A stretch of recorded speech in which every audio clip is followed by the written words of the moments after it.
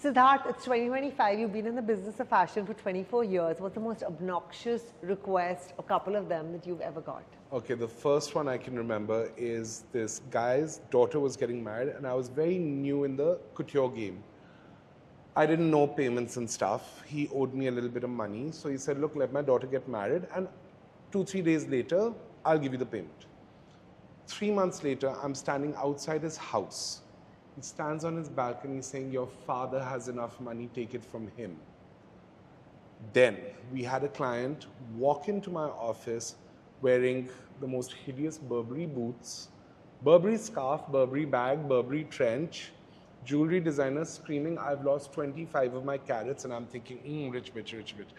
And she comes and looks at a jacket for 2.5 lakhs and says, I'll pay you 25,000 for it.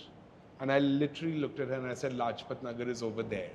So we've had our share. I mean, there are many stories. But is there anybody who wanted you to design something in, like, borrow something from? A bride came to me and said, there's this photograph I have. So I was like, okay, fine, show me. And I'm thinking, it's my lehenga.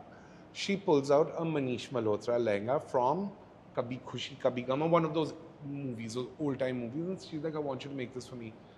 What I did was I picked up the phone, I called up Manish, saying, look, I'm going to give this client your number.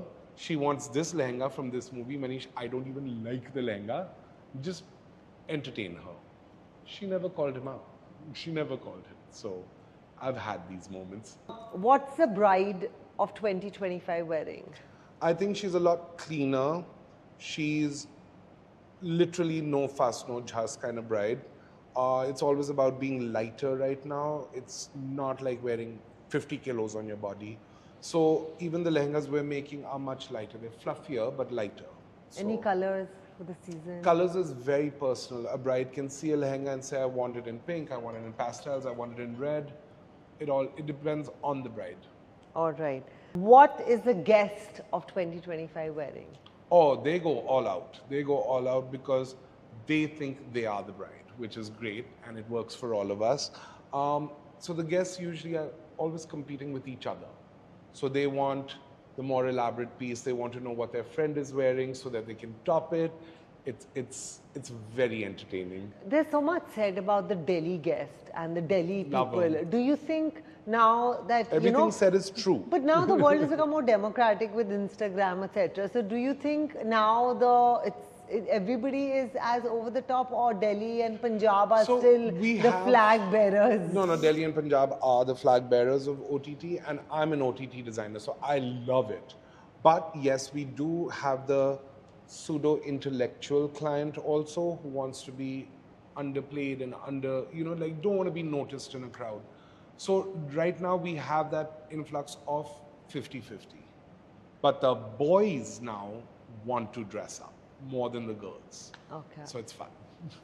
Before we move on to you, some words for the young designers out there who want to enter the business. How do they raise money? How do they, because it's a very expensive business. It is a very expensive. How do you, when do they exit? Like, how much losses have they made? They're like, now it's time to go. Well, without hurting their own self-esteem and ego. Fair enough. No, my thing is you have to give yourself at least 4 seasons to at least get noticed, which means about 2 years, right? Yes, you need to find that initial investment. Your product has to be good. And the biggest advice I can give to budding designers or anyone in this field is you have to listen. You have to listen to what your client says. You have to listen to what professionals say. It's not about you. It's about your product.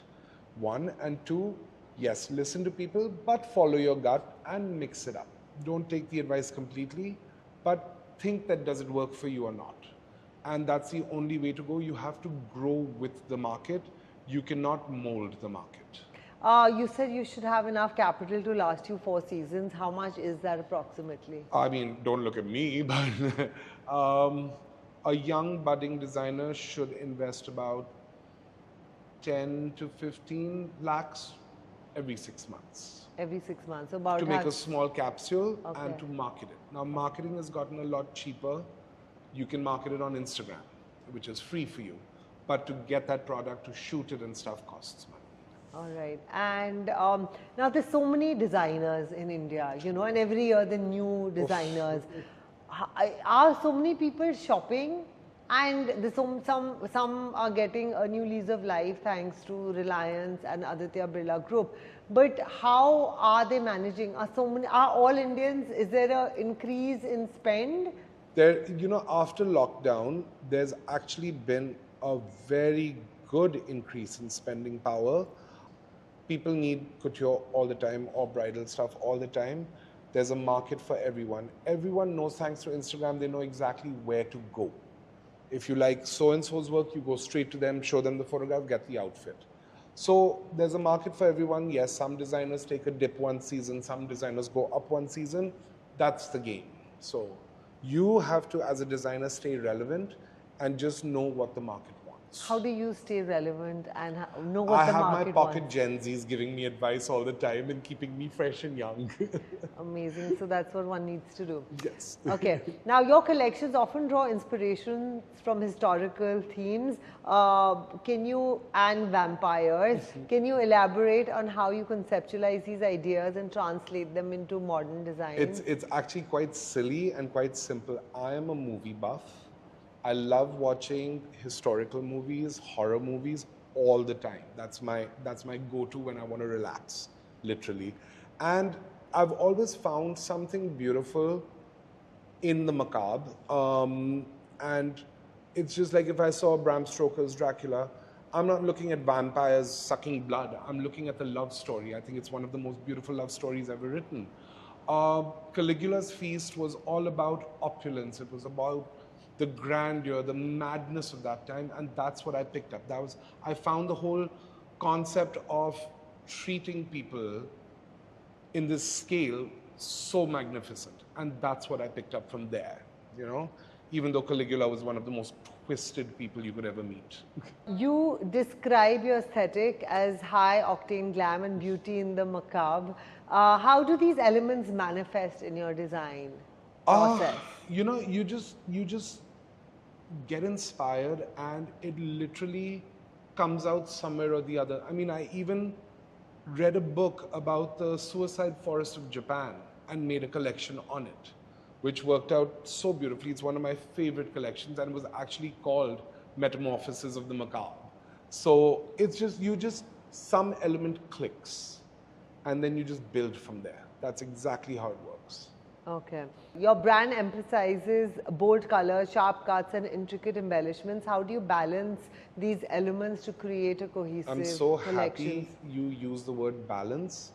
I hate when someone's dressed up, like overstyle themselves with crystals on the jacket, crystal on the corset, crystal on the pants, crystal on the shoes. I hate that.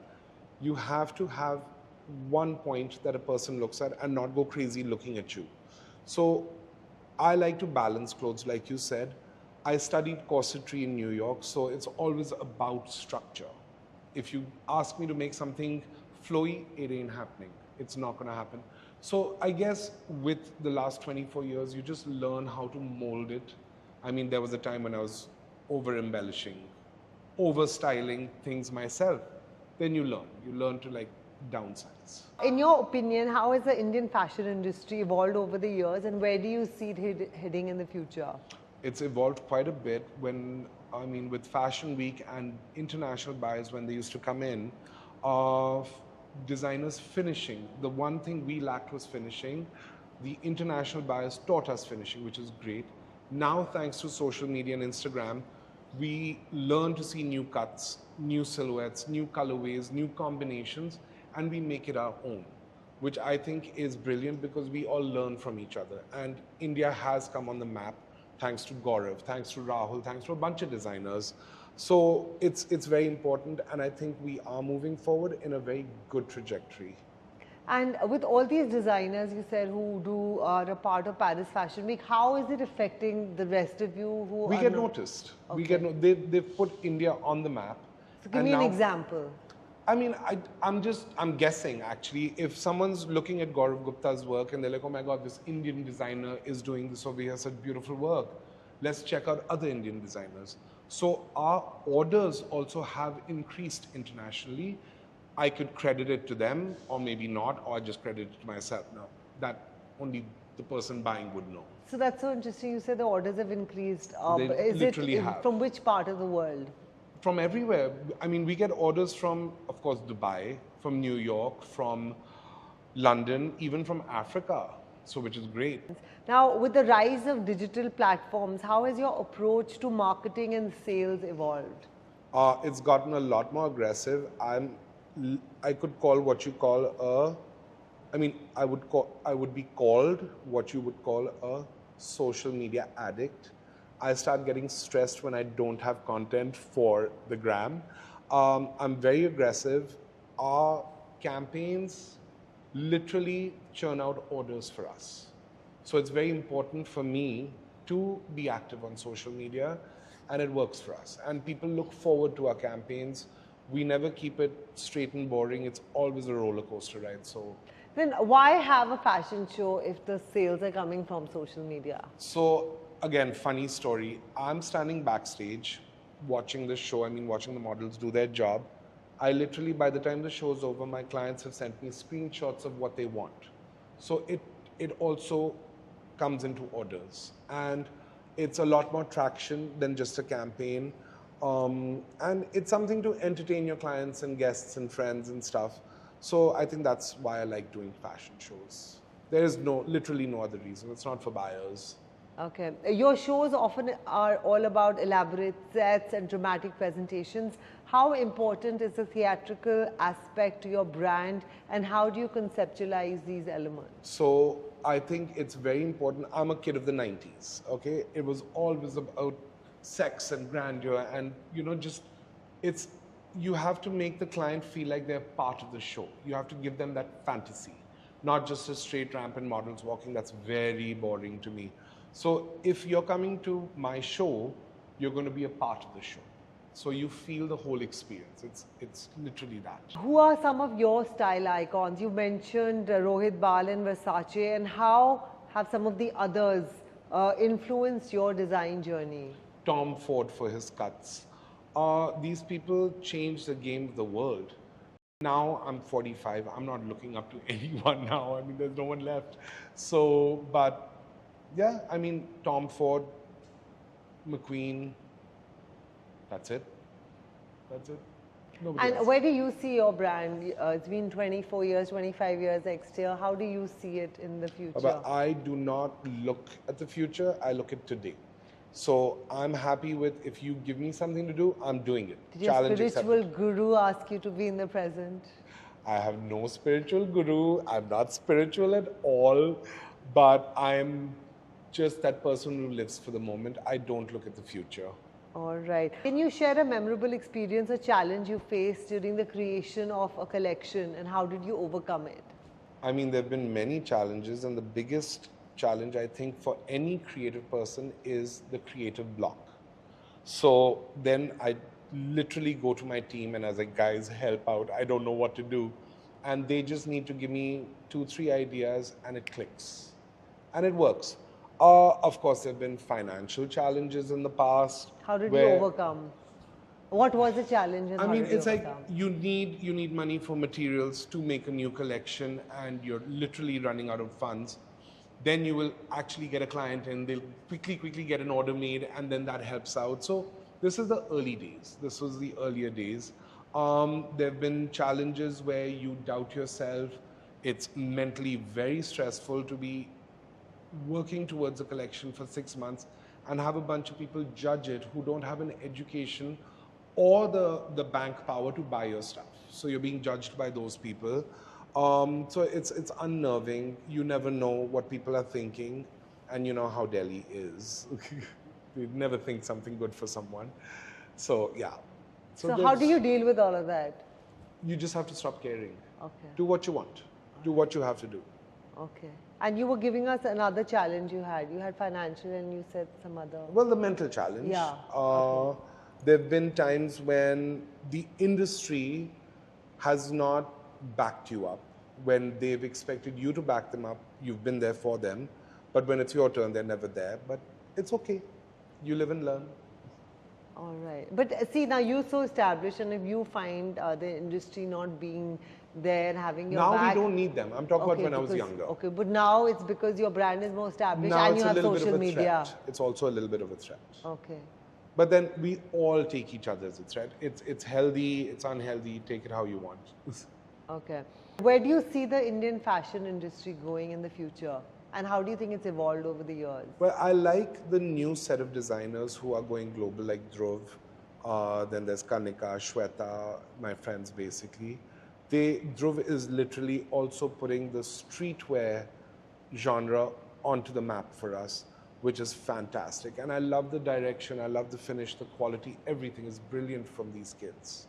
So they're doing a good job, the future of us. So what do you think the future is going to be? I mean, do you see India as Paris, or do you think... That'll take a very long time, a very, very long time. I see India in Paris, but I don't see India as Paris. Wonderful. On that note, happy holidays and thank you. You too.